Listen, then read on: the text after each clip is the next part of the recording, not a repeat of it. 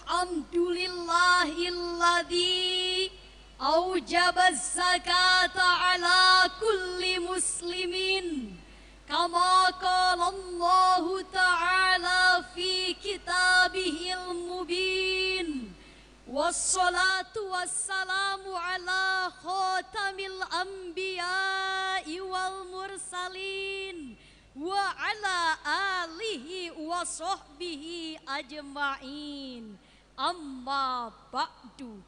Dewan Hakim yang kami hormati, hadirin wal hadirat yang berbahagia, kami awali syarahan ini dengan sebuah pantun. Kota Medan sungguh memikat, warganya ramah dan bermartabat. Jika umat bersatu membayar zakat, niscaya hidup akan penuh rahmat. Menurut lembaga keuangan Swiss, Indonesia saat ini merupakan negara keempat terburuk dan terburuk di dunia setelah Rusia, India, dan Thailand dalam hal kesenjangan antara orang kaya dengan orang miskin. Sehingga 1% saja orang terkaya di Indonesia bisa menguasai 49,3% kekayaan nasional. Tapi sebaliknya, ledakan kemiskinan di negara kita mengalami peningkatan yang sangat signifikan. Berdasarkan data Badan Pusat Statistik pada Maret 2017, terdapat 6.900 jumlah orang miskin per bulan. Padahal, bukankah kemiskinan bisa mengakibatkan kebodohan? Bukankah kemiskinan bisa mengakibatkan keterbelakangan? Bukankah kemiskinan bisa mengakibatkan kejahatan? Bukankah kemiskinan bisa mengakibatkan kekufuran? Bahkan kemiskinan bisa mengakibatkan negeri ke dalam jurang kehancuran. Betul! Jika demikian, bagaimanakah konsepsi Islam mengantisipasi persoalan ini? Sebagai jawabannya, zakat solusi pengentasan kemiskinan adalah tema Syarhil Quran yang akan kami uraikan pada kesempatan ini dengan landasan firman Allah dalam Al-Quran surah An-Nur ayat 56. A'udzu billahi minasyaitonir rajim.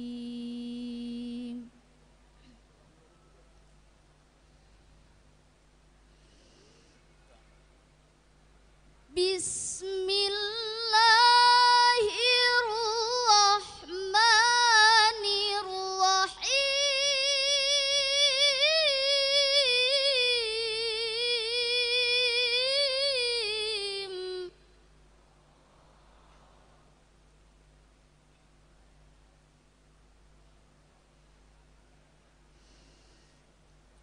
Wa aqimus sholata wa atuz zakata wa ati'ur rasula la'allakum turhamun.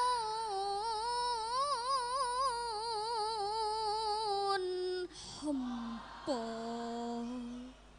berlindung kepada Allah dari godaan syaitan yang terkutuk. Dengan menyebut nama Allah yang Maha Pengasih, Pelimpah Kasih, Maha Penyayang, Pencurah Sayang.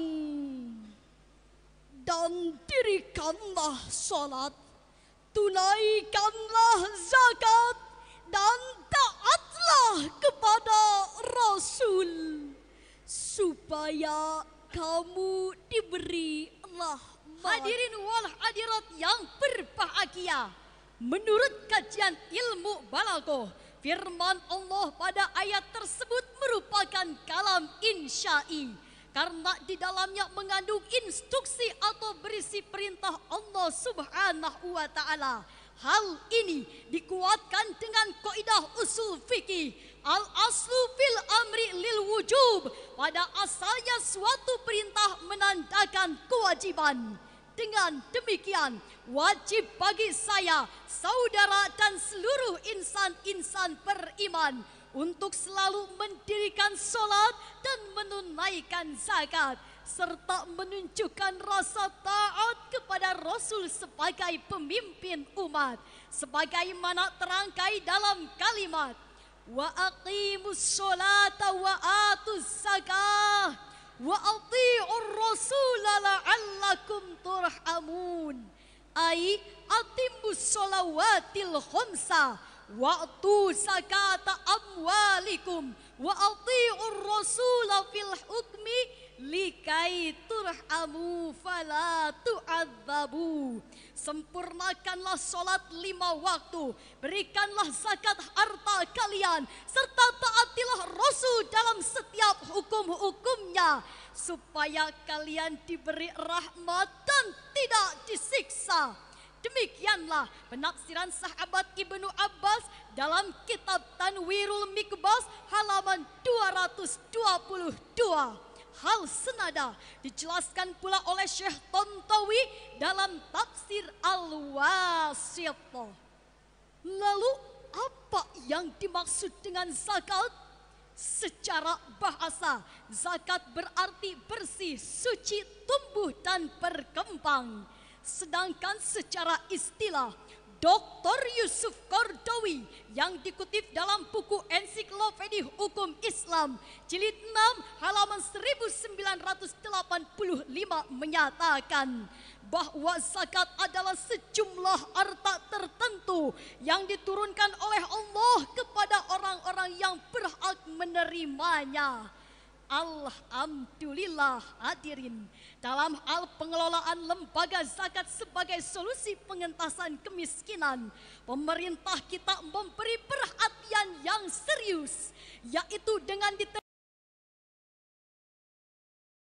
tahun 2011 dan peraturan pemerintah nomor 14 tahun 2014 tentang pengelolaan zakat, ditambah dengan instruksi Presiden nomor 3 tahun 2014 tentang optimalisasi pengumpulan zakat, sehingga pemerintah menganjurkan untuk selalu sadar membayar zakat.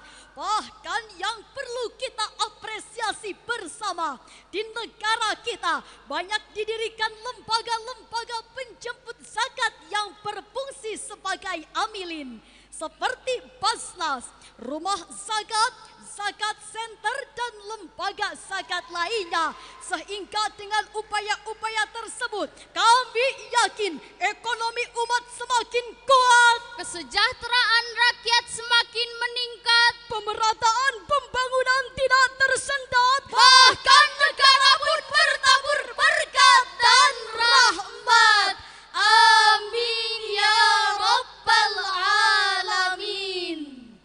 Namun sayang hadirin, kenyataan kadang masih jauh dari harapan. Karena berdasarkan penelitian Basnas dan IPB, potensi zakat nasional di negara kita di tahun 2015 saja bisa mencapai 286 triliun. Namun realisasinya hanya mencapai angka 3,7 triliun. Artinya hanya 1,3% umat Islam Indonesia yang baru sadar membayar zakat. Ini artinya masih banyak konglomerat yang tidak peduli kaum fakir dan melarat. Akibatnya jurang pemisah si kaya dan si miskin semakin mencuat, sehingga Jawa Timur, Jawa Barat yang makmur tambah makmur, yang melarat tambah melarat. Na'udzubillahi min dzalik. Lalu bagaimanakah solusi zakat dalam mengentaskan kemiskinan? Sebagai jawabannya, kita renungkan firman Allah dalam Al-Quran, Surah At-Taubah ayat 60. Innamas sadaqatu lil fuqara'i wal masakini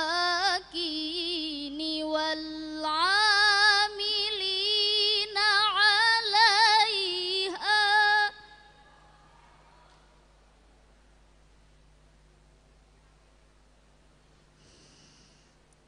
wal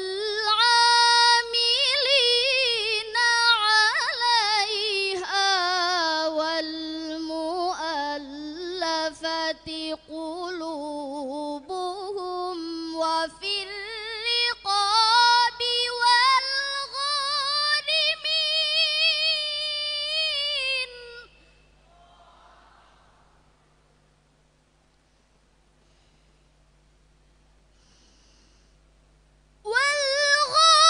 والغارمين وفي سبيل الله وابن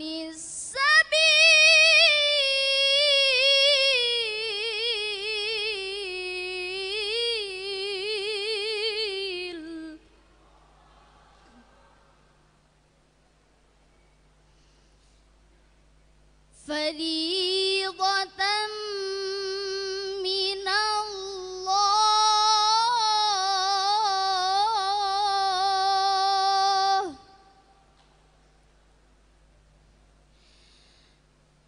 والله عليم حكيم.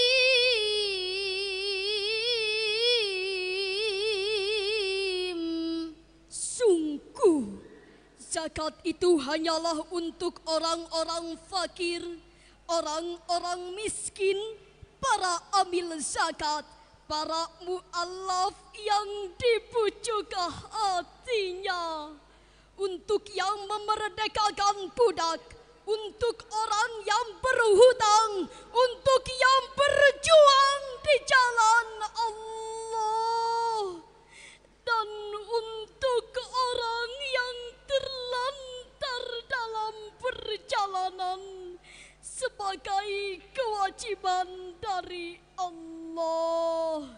Dan Allah Maha mengetahui lagi Maha bijaksana. Hadirin wal hadirat yang kami hormati, menurut ilmu balaghah, innama adalah salah satu adawatul lil qasri, sebagaimana Syekh Abdurrahman Al-Akhdari dalam kitab Jauhar Maknunnya. Wa adawatul qasri illa innama atfun wa taqdimun kama taqaddama. Maksudnya adalah litaksis, yaitu mengkhususkan sesuatu. Innamas shadaqatu lil fuqara'i wal masakin, ai la tunalus shadaqatu illa lil fuqara'i wal masakin wa man sammahumullahu ta'ala. Artinya zakat tidak didistribusikan kecuali bagi orang fakir, orang miskin, dan orang-orang yang telah Allah Ta'ala sebutkan dalam At-Taubah ayat 60. Demikianlah penafsiran Imam At-Tabari dalam tafsir At-Tabari jilid 10 halaman 162. Adapun fakir miskin sebagai skala prioritasnya, dengan kata lain Allah menginginkan supaya harta itu tidak hanya bergulir dari tangan si kaya ke tangan si kaya saja, tidak hanya dirasakan oleh si kaya saja, tidak hanya dinikmati oleh si kaya saja, tapi harus dirasakan dan dinikmati oleh si miskin. Inilah konsep pengentasan kemiskinan dalam Islam melalui zakat. Pantas jika Rasulullah Shallallahu Alaihi Wasallam mengancam dalam hadisnya, umirtu an uqatilan nas hatta yashhadu alla ilaha illallah wa anna Muhammadar Rasulullah wa yuqimus shalah wa yu'tuz zakah Rawahul Bukhari wa Muslim. Aku diperintahkan untuk memerangi manusia hingga mereka bersaksi bahwa tidak ada Tuhan selain Allah dan bahwa sesungguhnya Muhammad adalah Rasulullah, menegakkan sholat, menunaikan zakat. Kenapa demikian hadirin? Dengan demikian Allah Ta'ala telah mempercayakan kepada orang miskin, jika konglomerat yang tidak mau membayar zakat tak ada bedanya dengan perampok yang jahat. Perilakunya seperti pencuri keparat, sifatnya laksana para koruptor sang pengkhianat, yang kayanya seperti malaikat padahal nyatanya adalah penindas dan perampas hak-hak rakyat. Betul!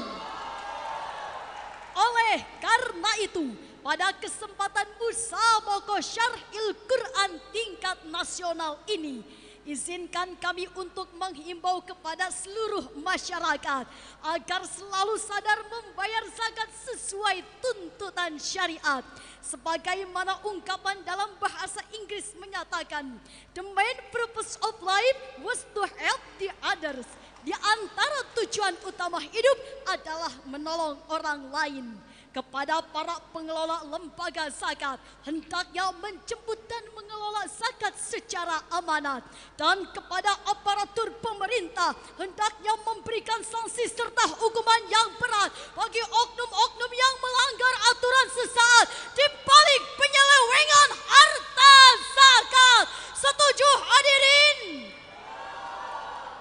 Jika langkah demikian telah kita lakukan, kami yakin zakat akan menjadi solusi dalam pengentasan kemiskinan, sekaligus sebagai aktualisasi keimanan sejati yang akan dibalas oleh Allah berupa ampunan dan pahala yang berlimpahan.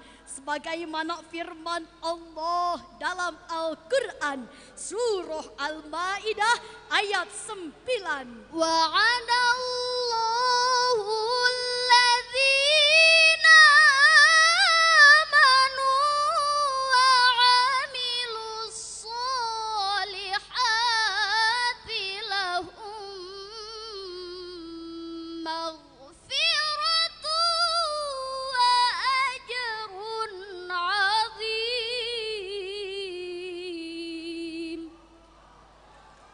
Sadaqallahul azim. Allah telah menjanjikan kepada insan-insan yang beriman dan beramal kebajikan, bagi mereka ampunan dan pahala yang berlimpahan. Maha benar Allah nan maha agung. Dewan Hakim dan hadirin yang kami hormati, dengan berakhirnya lantunan kalam ilahi tadi, uraian ini dapat kami simpulkan bahwa zakat adalah kewajiban syariat yang harus ditunaikan. Dengan zakat, harta dan jiwa akan bersih dan suci, kehidupan akan tenang dan harmoni, dan persoalan kemiskinan akan tertangani. Amin.